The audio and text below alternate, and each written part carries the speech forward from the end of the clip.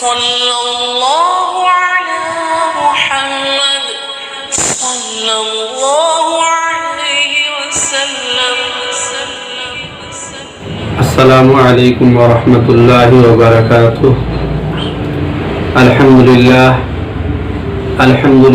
نحمده ونستعینه ونستغفره ونؤمن به ونتوکل علیہ ونعوذ باللہ من شرور انفسنا ومن سیئات اعمالنا.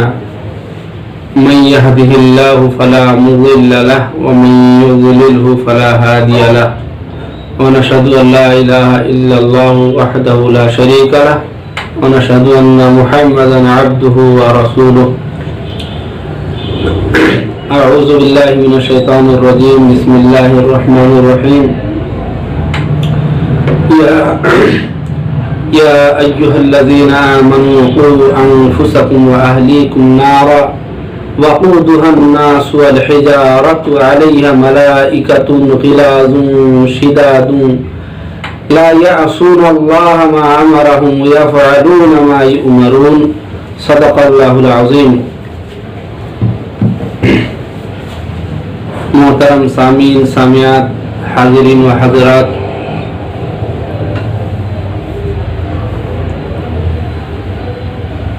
اللہ تبارک و تعالی نے سورہ تحریم کے اندر مومنوں کو مخاطب فرمایا اور کہا کہ یا ایھا الذین آمنوا، اے ایمان والو، قوا انفسکم، تم اپنے آپ کو بچاؤ، واہلیکم، اور اپنے گھر والوں کو بچاؤ، اہل و عیال کو بچاؤ. کس سے بچانا ہے؟ نارن، آگ سے. آگ سے مطلب دوزخ کی آگ سے. وقودها الناس والحجارہ، اس دوزخ سے بچاؤ، اس دوزخ کی آگ سے بچاؤ جس کا ایندھن اللہ تعالیٰ انسان کو اور پتھروں کو بنائیں گے. پتھروں کو ایندھن بنانے سے کیا ہوگا؟ آگ کے اندر تپش زیادہ ہوگی، گرمی زیادہ ہوگی. تو جو اللہ تعالیٰ کے نافرمان ہیں ان کو عذاب دینے کے لیے اللہ تعالیٰ نے دوزخ میں آگ تیار کی ہے، اور اس کے ایندھن کس کو بنائیں گے؟ انسان کو اور پتھروں کو.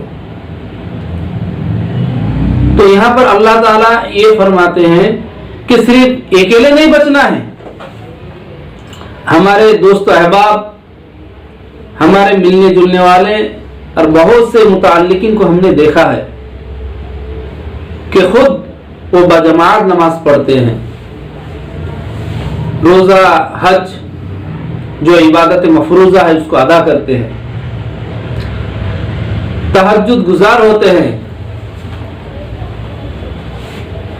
لیکن اپنے لیے وہ جتنا کرتے ہیں اہل و عیال کے لیے وہ اتنا متفکر نہیں ہوتے ہیں. اگر تھوڑے بہت فکر کرتے بھی ہیں لیکن جس معنی میں کرنا چاہیے اتنا دھیان نہیں دیتے. لیکن اپنے آخرت کے لیے، قبر کے لیے، دوزخ کی عذاب، دوزخ کی آگ کے لیے وہ اتنا متفکر ہوتے ہیں کہ رات میں ان سے رہا نہیں جاتا، اٹھ کے اپنی عبادتیں کرتے ہیں. لیکن بیوی بال بچوں کی طرف سے بالکل جیسے فکر ہونی چاہیے اتنا فکر وہ کرتے نہیں. تو اللہ تعالیٰ نے فرمایا کہ خود بچنے سے کام چلنے والا نہیں ہے. اور ظاہر سی بات ہے کہ اگر دنیا میں ہم سے یہ کہا جائے کہ آپ کو جیل میں بند نہیں کریں گے لیکن آپ کے اولاد کو جیل میں بند کریں گے، کوئی انسان ایسا ہے جو متفکر نہیں ہوگا؟ یا یہ کہا جائے کہ آپ سے کچھ سالوں کے لیے آپ کے بیوی بال بچے سب کو لے لیا جائے گا، کوئی دنیا میں ہے جو فکر کے ساتھ بیٹھ جائے؟ نہیں. اس سے معلوم ہوتا ہے کہ انسان چاہتا ہے کہ وہ ہمیشہ اپنے اہل و عیال کے ساتھ خوش و خرم کی زندگی گزارے. تو جو دنیا کی زندگی ہے چند دن کی، اس میں انسان چاہتا ہے کہ بیوی بال بچوں کے ساتھ خوشیاں منائے، لیکن جو دائمی زندگی ہے آخرت اور جنت، اس میں وہ اپنے لیے تو فکر مند ہے لیکن اہل و عیال کے لیے فکر مند نہیں ہے۔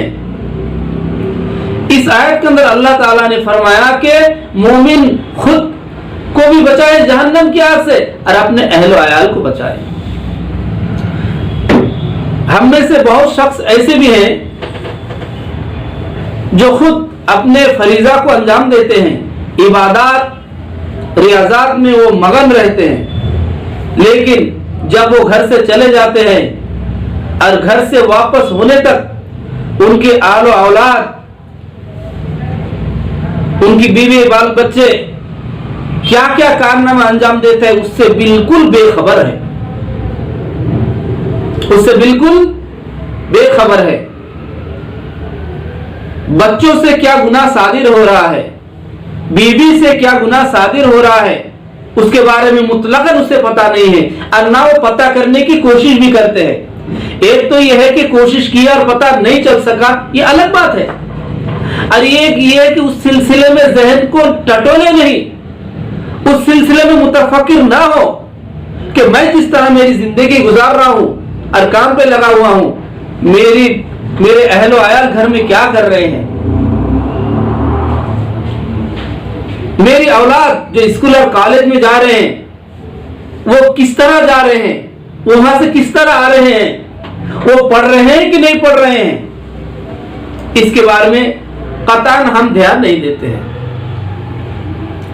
آج کل موبائل کے ساتھ ساتھ ٹی وی اور دوسری ایسی چیزیں ایجاد میں آئی ہیں کہ ان سے 100 میں سے 10% تو فائدہ ہے اس کے لیے جو فائدہ اٹھانا چاہتے ہیں، اور 90% اس سے نفع تو نہیں، فائدہ تو نہیں، بلکہ نقصان ہی نقصان ہے، اور ہمارے اہل و عیال اور ہمارے قریبی لوگ ان چیزوں کی طرف خیال نہیں کرتے ہیں، اور ان کے اہل و عیال اس طرح گناہ میں، چاہے موبائل ہو، چاہے ٹی وی ہو، چاہے کوئی اور چیز ہو، آج کل تو ٹی وی بھی ایسے نہیں، ہمیشہ کیبل وغیرہ کے کنیکشن کے ساتھ ہے، انسان اگر چاہے تو اس سے اتنے گناہ کرائے کہ اس کے راستہ ملنا اس کے لیے مشکل ہے۔ تو اگر ہم جیسے گھروار کی ضروریات زندگی کی طرف متوجہ ہوتے ہیں اور کیا چیزیں گھر میں درکار ہیں اس کے ہم خیال رکھتے ہیں، تو ہمارے اہل و عیال فرداً کون کیا کر رہے ہیں، کس مشغولیت میں ہے، اس کے بارے میں ہمیں خبر لینے کی بہت سخت ضرورت ہے، جو ہم نہیں لیتے۔ ہم یہ تک نہیں کرتے ہیں کہ روزانہ ہمارے اولاد کتنے تلاوت کر رہے ہیں،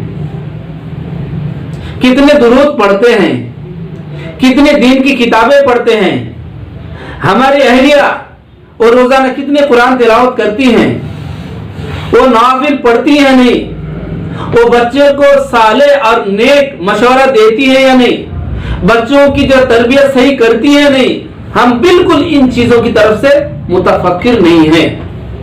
نتیجہ یہ ہو رہا ہے کہ اس طرح گناہ میں آل اولاد پورے ملوث ہوتے ایسے نتیجے پر اولاد پہنچ جاتی ہے کہ اس کے بعد ہم جب سوچ میں پڑ جاتے ہیں اور اس کی اصلاح چاہتے ہیں، اس اصلاح کی کوئی صورت باقی نہیں رہتی ہے۔ وجہ کیا ہے؟ ہمارے سامنے قرآن کی ایسی آیتیں ہیں، ہمارے سامنے حدیثیں ہیں، اور ان کے اندر بار بار یہ تلقین کی گئی ہے، تاکید کی گئی ہے کہ آل اولاد اپنی بیوی کی ان تمام کی طرف خوب نگہبانی کرو، نگرانی رکھو، ان سے کوئی معصیت صادر نہ ہو، ان سے کوئی گناہ صادر نہ ہو جائے، بلکہ ان کو جو ہے نیکی اور بھلائی کی طرف راغب رکھیں، ان کی طرف تاکید کریں، خود نگہبانی کریں۔ آج ہم سے جب یہ چیزیں ہوتی نہیں ہیں، آخر اہل و عیال بگڑتے چلے جاتے ہیں، تو ایسی صورت میں ہم روتے پیٹتے ہیں، لیکن ہمارے سامنے اس کی کوئی اصلاح کی کوئی صورت نظر نہیں آتی. تو یہ ہمارے لیے کوئی نئی چیز نہیں ہے. اللہ تعالیٰ نے جب قرآن نازل فرمایا تبھی بتا دیا کہ یا ایھا الذین آمنوا قوا انفسکم واہلیکم نارا، کہ دوزخ کی عذاب سے، دوزخ کی آگ سے اپنے اہل و عیال اور خود کو بچاؤ. تو یہ تبھی ممکن ہے جب ہم خود نیکیوں کے راستے پر چلیں، اپنے اہل و عیال کو بھی رغبت دلائیں، شوق دلائیں، ان کو صحیح تربیت دے. تو ہمارے لیے بھی آسان ہے کہ ایسی چیزیں ہمارے سامنے آ جائیں.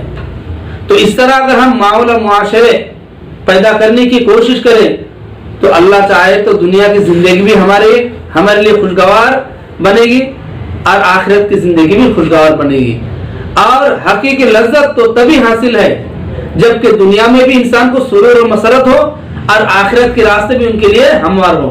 ورنہ یہ چند دن کی زندگی یہاں پر تو لطف اندوز ہو، مسرور ہو، مسرت کی زندگی گزارے، اور وہاں کی زندگی ہمارے لیے اندھیرا ہو. وہ اندھیری زندگی اچھا نہیں ہے، وہ اندھیری زندگی اچھی نہیں ہے، بلکہ اجالا کی زندگی ہمارے لیے اچھی ہے. اللہ تعالی ہم سب کو خود نیکی کے راہ پر گامزن رہنے اور اپنے آل و اولاد پر کڑی نگہبانی رکھنے اور ان کو بھی دین اور بھلائی کی طرف رغبت رکھنے اور جو ہے دین کی اچھی باتوں کی طرف مائل ہونے کی اللہ تعالیٰ توفیق عطا فرمائے. اور ہم اپنے اہل و عیال کی طرف سے ہمیشہ چوکنا رہے. اللہ تعالیٰ ہمیں اس کی توفیق عطا فرمائے اور ہم خود متفکر ہونے کی کوشش کریں. اللہ تعالیٰ ہم سبوں کی جو ہے کوشش کو قبول فرمائے. ان جو باتیں کہے گئے اللہ تعالیٰ کہنے سننے سے زیادہ عمل کرنے کی توفیق عطا فرمائے. وآخر دعوانا الحمدللہ رب العالمین. ربنا آتنا في الدنيا حسنة وفي الآخرة حسنة وقنا عذاب النار. وصلى الله تعالى على خير خلقه محمد وآله وصحبه أجمعين برحمتك يا أرحم الراحمين. صلى الله